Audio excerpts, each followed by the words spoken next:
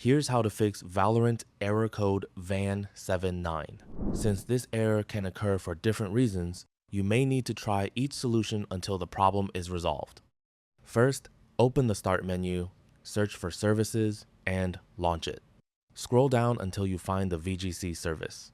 You can also press the V key on your keyboard to jump directly to the services that begin with the letter V. Double-click VGC and set the startup type to Automatic. Click Apply, then OK. Next, open the VGC service again and make sure the service status is running.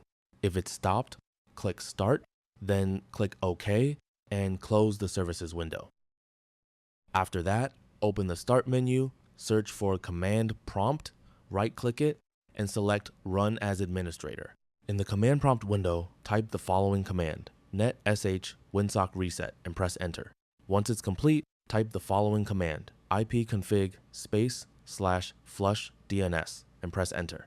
After running both commands, close the command prompt. Now open the Start menu again, search for Settings, and launch it. Here, click Windows Update at the bottom, and then select Check for Updates. Install any available updates and restart your computer if prompted. Next, go to Network and Internet from the left sidebar. Then scroll down and open Advanced Network Settings. Here, click Network Reset, then select Reset Now. Your computer will restart to complete the network reset process. Once your PC restarts, locate the Valorant shortcut, right-click it, and select Properties. Open the Compatibility tab and enable Disable Full Screen Optimizations and run this program as an administrator. Then, click Apply, then OK to save the changes. Now launch Valorant and check whether the VAN79 error has been resolved. And that's it.